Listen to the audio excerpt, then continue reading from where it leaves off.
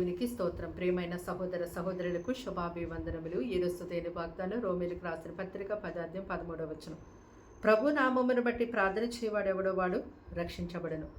చూడండి, ఈ లోక మానవులందరూ కూడా పాపంతో శాపంతో నశించిపోతూ ఉంటుండగా ప్రభువైన యేసుక్రీస్తు వారి లోక మానవుని ఎంతగానో ప్రేమించి ఈ లోకానికి ఆయన పాప శరీరాకారంతో వచ్చి ఆయన ఈ లోకములో పరిశుద్ధునిగా జీవించారు.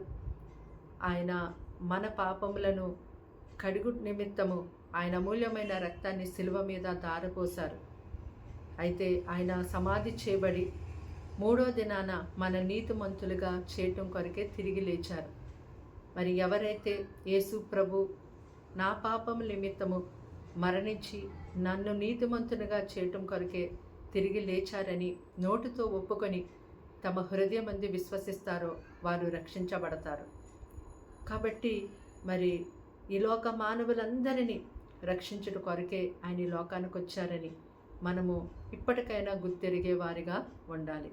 ప్రతి ఒక్కరిని కూడా ఆయన రక్షించడం కొరకే వచ్చారు.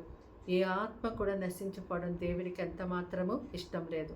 మరెంతో పాపంతో శాపంతో మరి ఇప్పటి వరకు మీరు జీవిస్తూ ఉన్నారేమో. ఆ పాపంతో శాపంతో నశించిపోకుండా ఉండు నిమిత్తమే ప్రభు లోకానికి వచ్చారని ఇప్పుడైనా మీరు తెలుసుకొని ఆయన వైపు తిరిగి మీ ప్రతి పాపమును ఆయన నామంలో ఒప్పుకొని విడిచిపెట్టండి.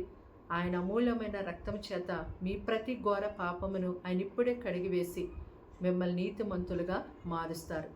అంతేకాదు, ఆయన నామమును బట్టి మీరు ప్రార్థన చేసినప్పుడల్లా మరెంతో గొప్పగా ప్రతి సమస్య నుండి ప్రతి పాపము నుండి ఆయన మిమ్మల్ని ఎంతో గొప్పగా రక్షిస్తారు.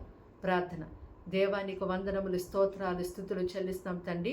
ఈ మాటలు వింటున్న ఈ బిడ్డల్ని మీ రక్తదారులతో కడగండి. వారి ప్రతి పాపాన్ని, దోషాన్ని, శాపాన్ని ఇప్పుడే యేసు రక్తంలో కడిగివేతండి. వారిని బలపరిచు, వారిని దీవించు, వారిని ఆశీర్వదించు, వారి ఇంటి వారిని లేవనెత్తండి. ఆ పాప నుంచి విడిపించండి ప్రభా. ఇదిగో వారింట్లో ఉన్న ఆర్థిక సమస్యల నుంచి వారిని విడిపించండి.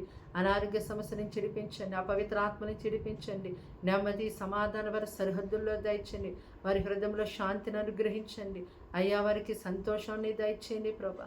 అయ్యా, వారి వేటినైతే నీ వైపు తిరిగి ప్రార్థించి వేడుకుంటున్నారో ప్రార్థన ఆలకించి జవాబు దయచేయండి ప్రభా. నీ బిడ్డలకు మీరే సహాయం దయచేయండి ప్రభా. ఈ దినమంతా మీరెంతో గొప్పగా తోడుగా నీడగా ఉండి కాచి కాపాడమని నీ బిడ్డలు బలపరచండి. నీ వాక్యములను యందు విశ్వాసం ఉంచి నమ్మేవారిగా, ఆ వాక్యాన్ని బట్టి నడుచుకునేవారిగా వీళ్ళు లేవనెత్తమని యేసుక్రీస్తు నామమున ప్రార్థన సమర్పించి అడిగి వేడుకుంటున్నాం తండ్రి. ఆమేన్.